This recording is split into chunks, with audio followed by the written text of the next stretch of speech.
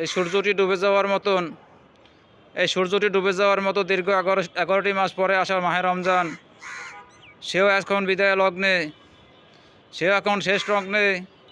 লাইলাতুল কদরের রজনীগুলো শুরু হয়ে গেছে। জীবনের আমল পরিবর্তন করা শেষ হয়ে গেছে।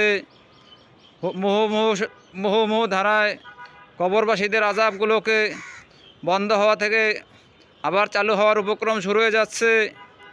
এই সূর্যটাকে এই কারণে দেখালাম, এই সূর্যটা ডুবে যাওয়ার মতন পবিত্র মাহে রমজানের রহমত, বরকত, মাগফিরাত মহিমণ্ডিত মাস এই পবিত্র রমজান মাস।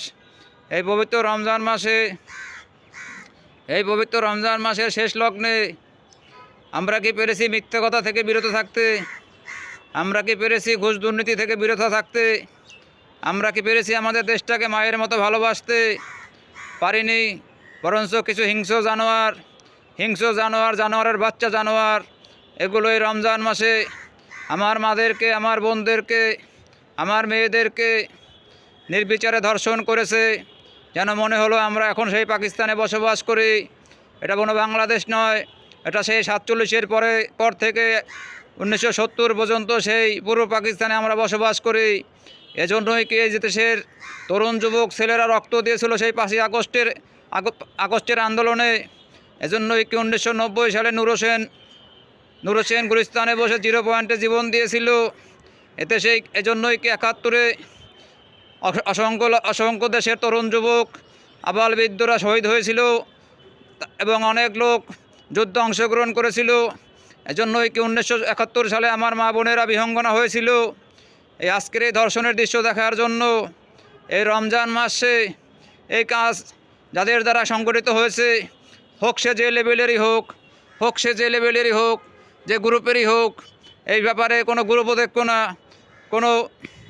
কোনো লেভেলও দেখবো না। শুধু নিন্দা জানাই, ধিক্কার জানাই এবং আল্লাহর দ্বারে ফরিয়াদ করি, আল্লাহ তোমাদেরকে হেদায়েত দান করুক। তোমাদের তকদিরে হেদায়েত না থাকলে তোমাদেরকে আল্লাহ তাআলা ধ্বংস করে দেখ। পবিত্র মাহে রমজানের মতো পবিত্র মাসে তোমরা কি করে এই ধরনের ঘৃণা কাজ করলে আমার এই সোনার বাংলায়? আমার সোনার বাংলাকে তুমি কেন তোমার মায়ের মতো ভালোবাসতে পারো না? যে মেয়েটা ধর্ষিত হচ্ছে, সেই মেয়েটা তো একজন পিতার আদরের সন্তান। যে শিশুটি তোমরা ধর্ষণ করে হত্যা করতেছো, সেই শিশুটিও তো একটি মায়ের আদরের সন্তান। সেই সন্তানটিকে নিয়েও তো তার মা অনেক স্বপ্ন দেখেছিল। তাহলে তোমরা কেন সেই সন্তানটিকে ধর্ষণ করলে? এবং এই যে বরগুনার ঘটনা, মেয়েটাকে ধর্ষণ করা হলো, তার বাবা বিচার চাইতে গেল, বাবাকে হত্যা করা হলো। এই জন্যই কি রমজান মাস এসেছিল? আহারে মুসলমান! অথচ এই জন্য আমি বলি, শুরু থেকেও বলেছি, এখনও বলি যে আমরা এই দেশের মানুষ হচ্ছে ধর্ম অন্ধ, ধর্মবিশ্বাসী নয়। যদি আমরা ধর্মবিশ্বাসী হতাম, কোশ্চিনকালও আল্লাহর কসম করে বলতে পারি এদেশে এই ধরনের ধর্ষণ, এদেশে লুটতারাজ, এ ধরনের দুর্নীতি, এ ধরনের খুন খারাপ হতো না। আমার সোনার বাংলায় কখনো অরাজকতা থাকতো না। আমার সোনার বাংলা পুত্রপবিত্র থাকতো। 71-এর স্বাধীনতার মান মর্যাদা রক্ষা পেত। এদেশের বিহঙ্গনা মায়েদের ইজ্জতের বিনিময়ে অর্জিত স্বাধীনতা রক্ষা পেত।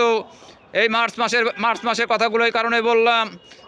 যদিও রমজান মাসের কারণে মার্চ নিয়ে কোনো আলোচনা করতে পারি নাই, তারপরও এই মার্চ আসতেছে দুদিন পরে, সেই 25 মাসের কাল রাত, যে মাসে পাকিস্তানি হানাদার বাহিনীরা হিংস্র জানোয়ারের মতো আমার দেশের নির্বিচারে সাধারণ মানুষগুলোর উপরে ঝাঁপিয়ে পড়েছিল।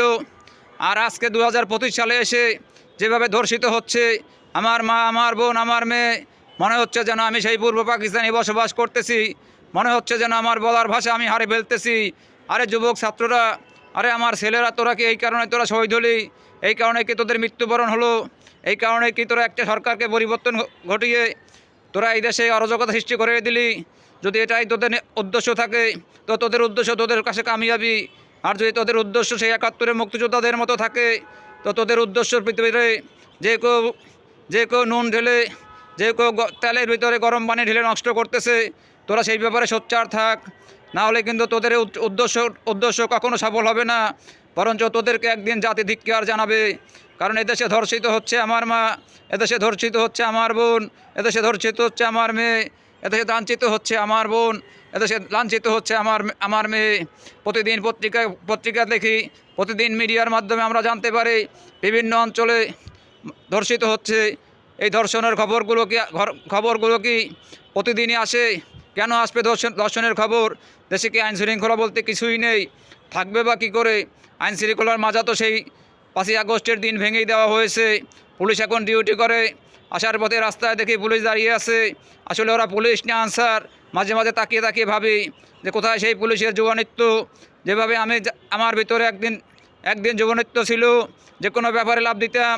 আর এখন যদি কেউ কিছু বলে থাক, তো পুলিশের অবস্থা এখন সেইভাবে হয়েছে। কিছু পুলিশ নিহত হয়েছে।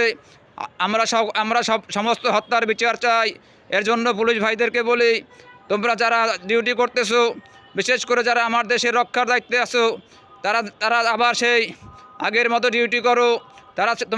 তোমরা তোমাদের মাথা সোজা করে ডিউটি করো, যাতে করে আমার দেশের জানমাল, আমার দেশের মা বোনের ইজ্জত, দেশ হেফাজত থাকে।